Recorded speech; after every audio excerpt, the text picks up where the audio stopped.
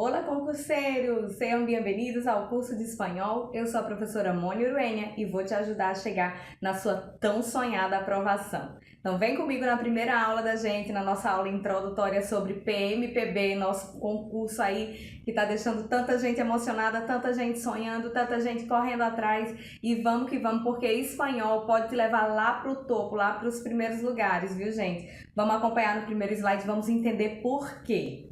Aí no nosso slide nós temos o edital e da nossa prova objetiva 10 questões serão de espanhol, onde cada uma vai valer meio ponto e temos que fazer um total aí de no mínimo 2 pontos, né? No máximo de 5 pontos. Daqueles 5 pontos totais, você tem que fazer no mínimo, candidato, 2 pontos. Então, numa prova de 10 questões, a gente tem que acertar no mínimo 4. É um número razoável de questões, é um número possível e é um número, no mínimo, que o meu aluno, minha aluna vai conseguir chegar sim. E, gente, língua estrangeira vai conseguir te aprovar. Sabe por quê? Porque muita gente está tão focada nas outras disciplinas, está estudando há muito tempo e não esperava que ia cair língua estrangeira. E sabe o que é que as pessoas pensam? Ah, meio ponto só cada questão, dá para passar sem estudar, vou conseguir porque vou fechar as outras questões, vou gabaritar. E aí, às vezes, não consegue, é desclassificado por causa de língua estrangeira.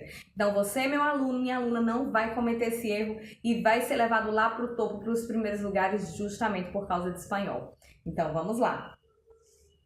Gente, o que é que a gente encontra no edital, né, para estudar? Então, vamos continuar aqui no nosso slide 2, onde traz aí o nosso conteúdo programático. Presta muita atenção, porque muita gente não está sabendo interpretar esse edital, hein, gente? Não está sabendo interpretar os conteúdos que vão cair em espanhol.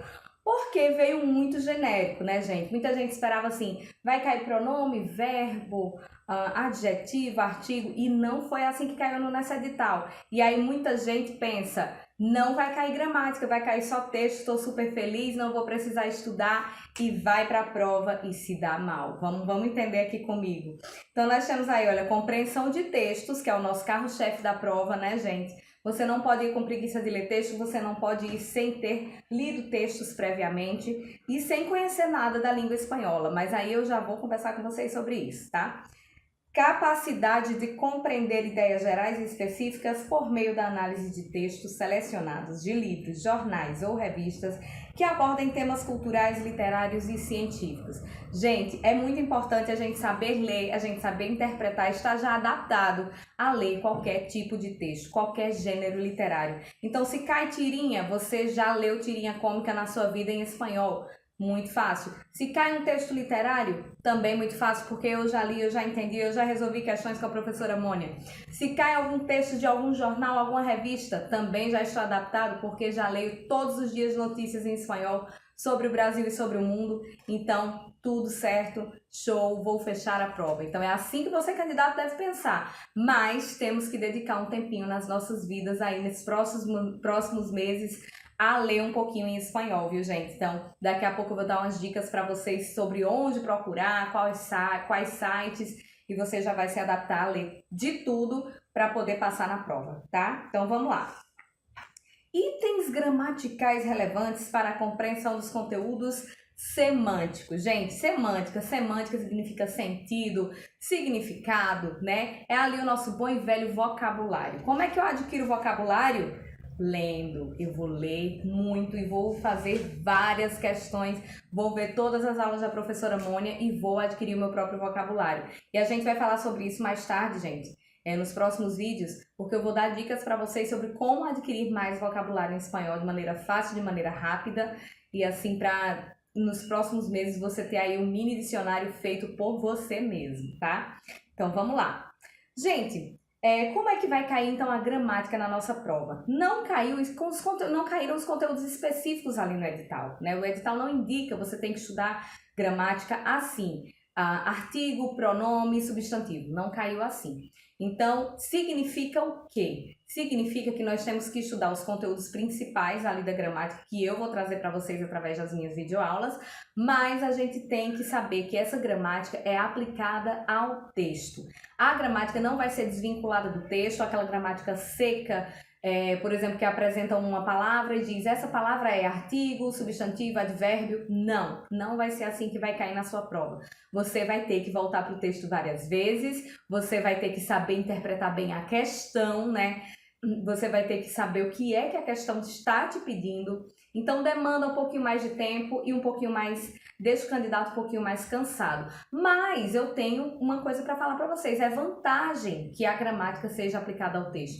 Porque eu acho que é muito mais fácil você pegar uma coisa que está aplicada a um contexto, no caso ali no seu texto, né? Para você ver e você ver como é que funciona isso dali, aquela palavra, aquele vocábulo. Então, muitas vezes, até sem ler o texto, viu, gente? Até sem ler o texto, você consegue resolver a questão. Mas para isso, fique atento aqui comigo que eu vou te explicar como, tá? Hoje mesmo a gente, no finalzinho da aula, vai resolver uma questão que nem precisaria ler o texto para isso. Então, vamos lá. E aí, gente, nessa minha vida de professor para concurso, muitas pessoas fazem duas perguntas frequentes. Que é, a primeira delas, professora, se eu nunca vi espanhol, nunca estudei na vida, estudei só aquele espanholzinho da escola, sabe? Que era bem fraquinho. E não faz muito tempo, não lembro, nunca fiz curso de espanhol, não sou fluente na língua, tenho apenas alguns meses para estudar. Tenho como passar na prova? Sim, com certeza. Porque prova de concurso, gente, é treino, é estudo, é dedicação, é resolução de questões. Você vai se adaptar a isso, sim, se você ficar aqui no meu curso, porque eu vou trazer várias questões de vários tipos e você vai ser capaz de responder qualquer tipo que cair na sua prova, certo? Então, você vai estar mais adaptado. É treino, né? É você treinar a sua mente, é você conseguir um vocabulário que você vai memorizar também. Então, sim, é possível, é super possível. E a outra pergunta que sempre me fazem é se eu já sou fluente na língua, eu já viajei, como eu me comunico, eu consigo ler em espanhol, estou em vantagem em cima dos meus outros concorrentes? Depende, né, gente? Porque assim, a linguagem do concurso é bem específica, né? As questões do concurso são específicas, é um universo, né, concurso público. Então, é bem diferente da nossa vida real, né? Diferente de você sair, de você ir fazer uma viagem para a Argentina, fazer compras, fazer amigos, usou o idioma, foi ótimo, mas muitas vezes ali há alguma questãozinha de gramática, uma questão mais técnica, até de leitura mesmo, você não consegue, porque não é como a vida real, né? A língua que está ali sendo cobrada nas provas é algo muito específico, é algo muito técnico, o que é diferente da língua falada, da língua usada para comunicar. Então, sim, pode ser que você tenha vantagem, mas se você tiver o treinamento adequado, tá? Se você só acha que fala bem espanhol, não vai estudar e vai direto para a prova, eu acho que é muito arriscado você fazer isso, porque você não vai ter ali um entendimento de como fazer a resolução das questões, tá? Então, eu não iria. Eu, sendo fluente na língua, não faria a prova sem estudar. Aliás, fazer prova de concurso sem estudar, gente, ainda tem gente que faz isso? Eu não sei, mas são perguntas que eu escuto, né? Então, não preciso ser fluente na língua, mas se eu for fluente na língua, não significa que eu já estou passado, tá? Então, não subestima espanhol. Muita gente acha, é parecido com português, não preciso estudar, vai cair só texto, é fácil, a leitura e pronto. Não subestimem, gente, porque às vezes aqueles pontinhos ali são que faltam para você ir lá para o topo, ir lá para o primeiro lugar, né? E às vezes é o que separa o primeiro do último lugar, é a língua estrangeira. Então vamos estudar, certo?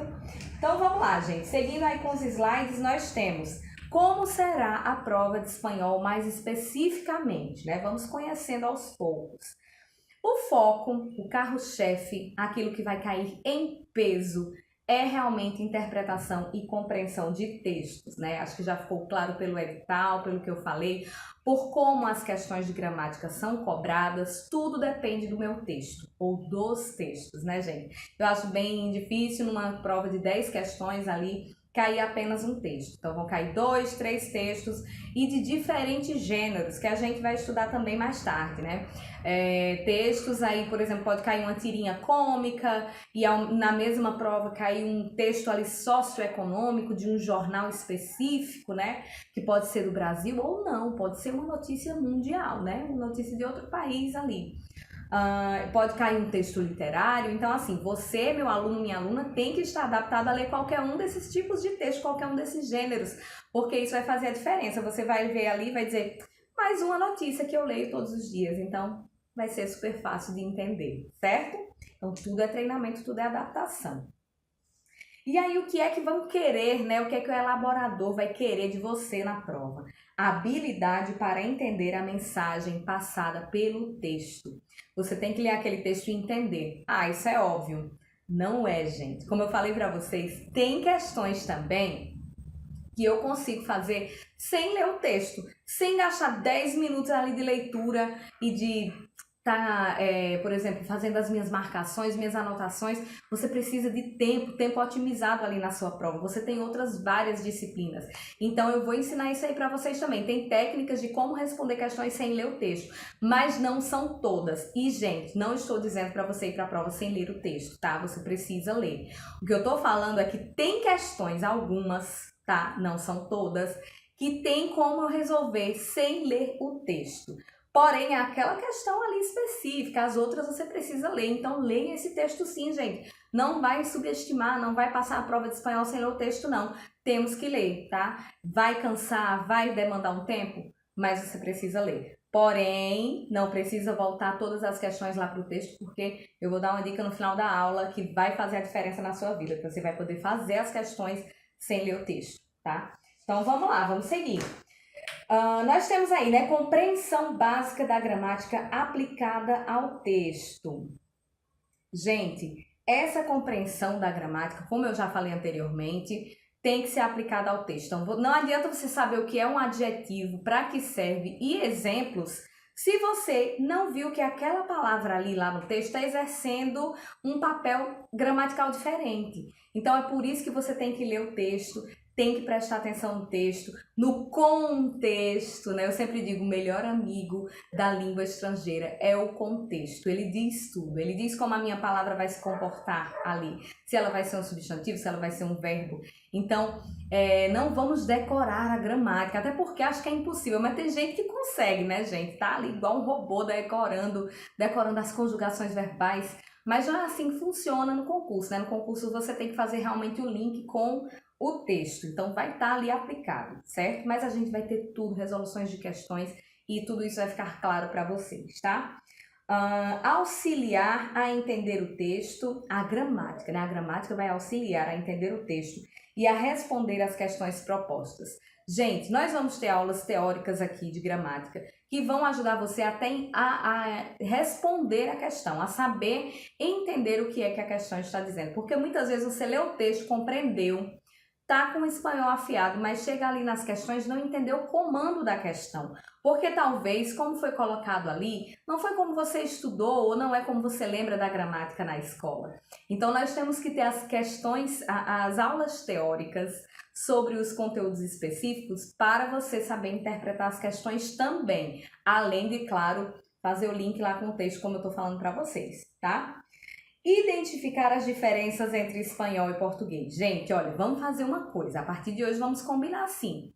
Espanhol e português são línguas diferentes.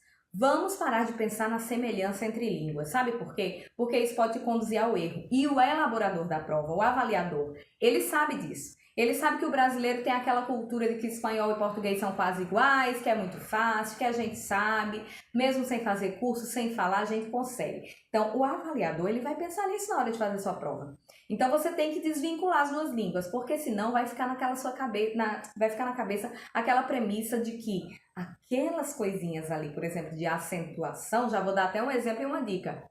Acentuação. Em português e em espanhol tem algumas regras diferentes, viu, gente? Então não adianta você só saber o que é ali aquela palavra, se ela é oxítona, paroxítona, e traduzir esses nomes para o espanhol, porque algumas regras vão mudar do espanhol para o português. Então por isso que eu falo para vocês, é essencial assistir às aulas teóricas.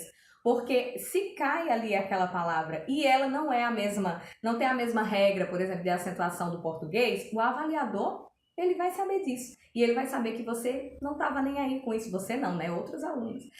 Vai saber que não estavam nem aí para isso.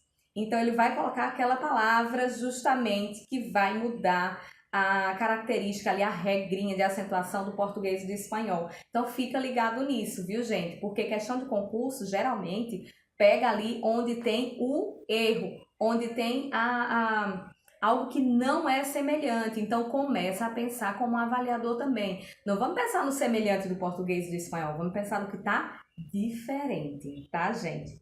Então vamos lá, vamos identificar essas diferenças, mas tudo isso é treino, né? Vamos continuar. Conteúdos primordiais, porque lá no edital fala, né, os principais conteúdos de gramática aplicado ao texto. Gente, quais seriam esses conteúdos? É aí que a professora entra, né? É aí que a professora Mônia tem que ajudar, realmente, porque não dá para descobrir com a bola de cristal quais são os conteúdos primordiais, aqueles que mais caem. Então, eu vou estar aqui para auxiliar vocês sobre isso. Eu coloquei aqui alguns, mas também podem ter outros ali por fora que vão aparecendo nas minhas aulas, tá?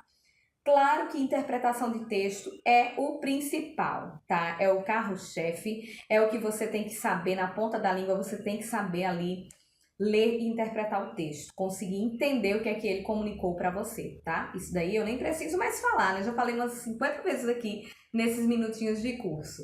Então, ó, nós vamos ter que nos adaptar a ler diferentes tipos de texto, diferentes gêneros textuais também. Depois, nos próximos vídeos, a gente vai estudar isso, vocês vão ter mais claro na mente de vocês, tá? Mas eu coloquei alguns conteúdos gramaticais também que caem muito. Conjunções, essa eu vou até deixar um pouquinho para depois, ó. Falsos cognatos, sabe por quê? Porque tem muita palavra no português e no espanhol que são semelhantes e são até iguais, mas tem um sentido diferente, tem uma significação diferente. E é aí que o bicho pega, né? Pronomes, com certeza. E os nossos tão famigerados verbos, né, gente? Nossa conjugação verbal, lógico que vai cair, porque é um conteúdo que dá medo em muita gente acha difícil. Então, é claro que vai cair na nossa prova. Mas aí eu vou voltar para aquele conteúdo que eu nem li e vou ler agora para vocês. Presta atenção. Significação contextual de palavras e expressões. Sabe o que é isso, gente? Ó, significação contextual. Lembra de semântica que cai lá no edital, né, no nosso conteúdo programático? É exatamente isso. Tem a ver com vocabulário. Gente, vocês precisam adquirir vocabulário, tá? Nós temos até outubro para adquirir o máximo de vocabulário possível em espanhol. Para isso, curso de espanhol comigo, vou dar várias dicas, mas também você tem que ler em espanhol. E eu vou ensinar como é que você adquire vocabulário em espanhol, tá? E essa significação contextual de palavras e expressões é exatamente aquelas questõezinhas, são exatamente aquelas questõezinhas que você vai poder responder sem ler o texto, só tendo vocabulário.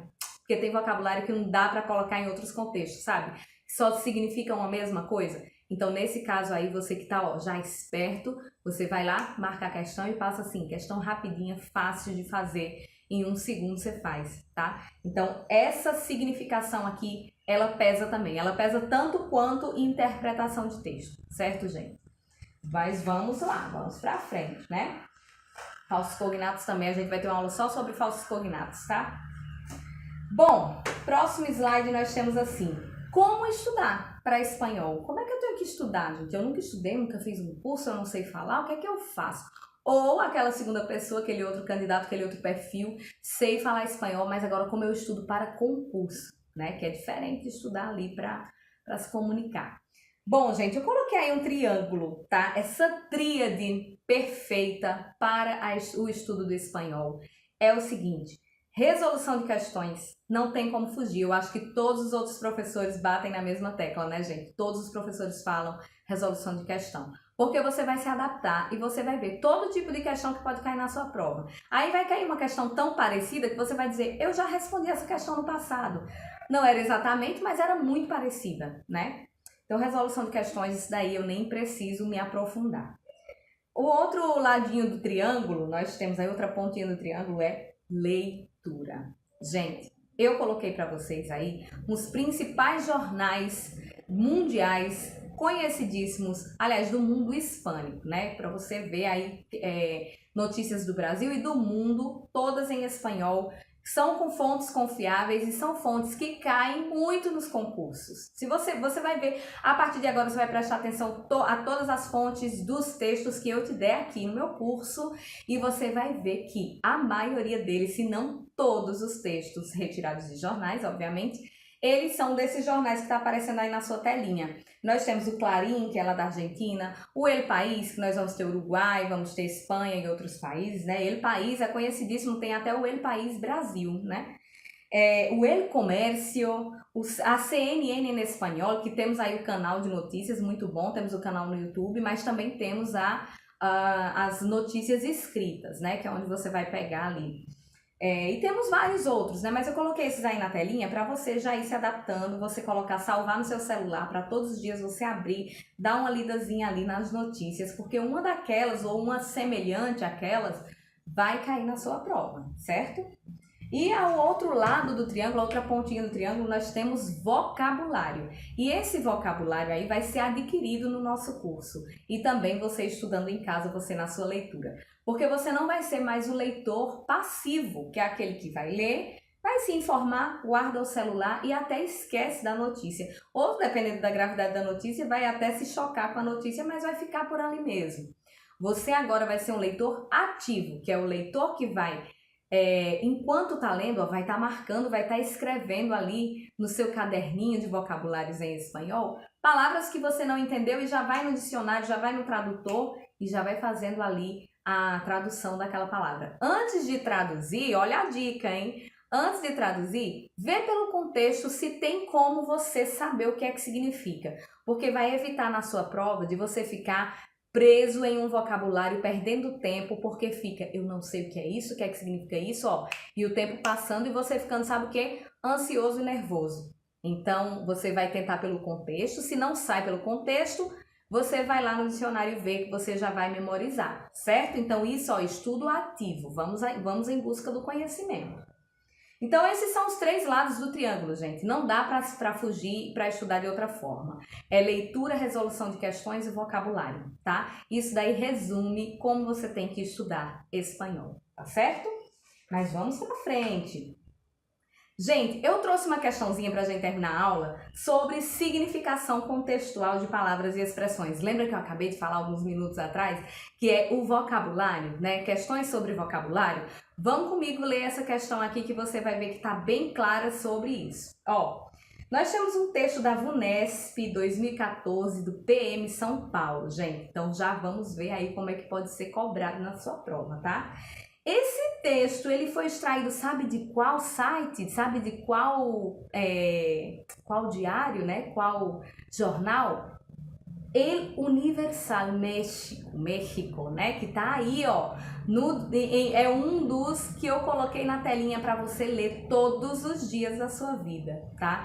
Então, eu tenho certeza, se cair um texto, e vai cair um texto socioeconômico, enfim, político, na sua prova, vai cair de um desses jornais aí, que eles são os mais conhecidos, são os que mais caem nas provas, tá? Então, esse texto aí eu trouxe para você a prova, olha. Em 2014, caiu uma notícia de 2014, então quem já estava lendo o El Universal, leu essa notícia, gente. Quem já estava, ó, lendo, já pegou essa dica minha aqui de ler antes de ir para a prova, pegou a mesma notícia que já leu alguns meses atrás. Então, fica ligado, hein, gente? Lê essas notícias todos os dias.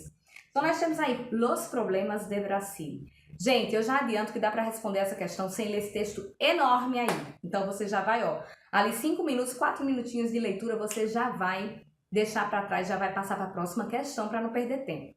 Mas é claro que a gente vai ler o texto juntos, né, gente? Vamos comigo. Ó, vamos lá. Los Problemas de Brasil. A 6 meses de las elecciones presidenciales, la inflación que galopa sobre el estancamiento económico y las investigaciones de corrupción en la petrolera estatal Petrobras se suman al descontento por los gastos para el Mundial de Fútbol y los Juegos Olímpicos de 2016. Eu tenho certeza que você entendeu esse parágrafo, então vamos seguir. El contexto volvió. Anota essa palavrinha aí, vai ser tarefa de casa você saber, você procurar no dicionário o que significa volvió.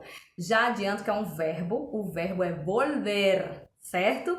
Mas aí tá no passado, volvió. Mas vamos tentar entender pelo contexto. Ó, el contexto volvió a disparar la acción de un sector cada vez más amplio del Partido de los Trabajadores para que el expresidente Luis Inácio Lula da Silva sea nuevamente candidato à presidencia. Acho que pelo contexto deu para você sacar o que é que significa, né? Mas procura mesmo assim o que é. E já vai anotando aí no seu caderninho de espanhol. Algo que él desmintió por octava vez en los últimos meses. Vamos seguir que eu tenho certeza que você conseguiu, né? Vamos lá. El enojo, marca a palavrinha enojo e vai procurar o que é que significa, tá? El enojo de la sociedad se ha convertido en temor. La inflação de 6,15%, coma significa vírgula, tá, gente? Eu posso dizer 6,15% ou 6,15% en el último año. Según el Instituto Brasileño de Geografía y Estadísticas, aparece como el nuevo eslabón, olha que palavra bonita, marca aí, já vai procurar também no dicionário, tá? Como el nuevo eslabón del descontento en una clase media que desde 2013 busca manifestar su ira cada vez que se le presenta la ocasión o cuando es convocada por las redes sociales. Brasil ya no es el país de la primera década del siglo XXI, cuando crecía 7,5% anual. Ahora el crecimiento del PIB o del PIB, né, gente? No supera 2,7 anual y para este año el Fondo Monetario Internacional FMI estimó un crecimiento de 1,8 o 1,8%. Las medidas que el gobierno adoptó ya hace 2 años para mejorar la competitividad y el crecimiento económico no dieron el resultado esperado. Y hay un sector de la población listo, vamos marcar essa palavra, listo, e vamos ver o que é que significa, tá? Esperado. E há um setor da população listo para passar a fatura. Gente, eu acho que nessa prova caiu questões sobre essa expressão passar a fatura, que significa cobrar alguma coisa, fazer uma cobrança, tá? Então ali tá falando que a população brasileira estava fazendo já uma cobrança ao governo, passando fatura, né? Um setor da população estava listo, já vou dar um spoiler aqui. Pronto, listo significa pronto, tá? Então, ó, e há um setor da população listo e tem um setor da população pronto para cobrar das autoridades. Passar fatura significa isso, certo, gente? Explica Otávio Mendonça, economista da Universidade de São Paulo. A todo esto se sumou a comissão investigadora em Petrobras que indaga una sobrefacturación de $1.000 millones y otros presuntos ilícitos que involucran a ex-autoridades de la empresa e a diputados. Gente, a nossa questãozinha é sobre essa expressão aí, $1.000 millones. O que é que significa $1.000 millones? $1.000 milhões, né? Como é que eu posso traduzir isso em uma palavrinha só em português? Já vamos saber, certo? E presunto, professora, tá falando aqui de café da manhã, tá falando de comida, de repente num texto que tá falando sobre economia, sobre sociedade brasileira, os problemas brasileiros, faltou presunto? Vamos pro dicionário? Vamos pro dicionário. Mas presunto, né, gente? Vamos tentar entender pelo contexto, ó. A todo isso se sumou a comissão investigadora em Petrobras que indaga uma sobrefacturação de $1.000 millones, guarda o $1.000 millones aí que é a nossa questãozinha, tá? De dólares e outros presuntos ilícitos, né? Vamos pensar um pouquinho, presuntos ilícitos que involucram, que envolvem a ex-autoridades na empresa e a diputados. Então, esses presuntos são supostos, né? Supostos ilícitos, né? Supostos coisas, atos ilícitos ali envolvendo essas ex-autoridades, inclusive deputados, né? Então, presunto não é uma comida, hein, gente? Presunto é supostos. Presunto é sospechoso, então suposto suspeito, certo, gente? Então, já fui dando uns spoilers sobre os vocabulários, mas vamos seguir. Si a esto se le suman las denuncias por las obras del Mundial que comenzará en junio y que ya irrita a la población, todo parece un poco peor para el gigante sudamericano. Aí nós vamos para a questãozinha, né? Diretamente, já sem delongas. A quantia de $1.000 milhões presente no último parágrafo equivale em português a... Aí, gente, eu pergunto para você. Eu nem precisava ler esse texto, né? Não precisava. E eu também não precisava nem estudar. O que eu precisava aí, na verdade, era memorizar o que significa 1.000 milhões.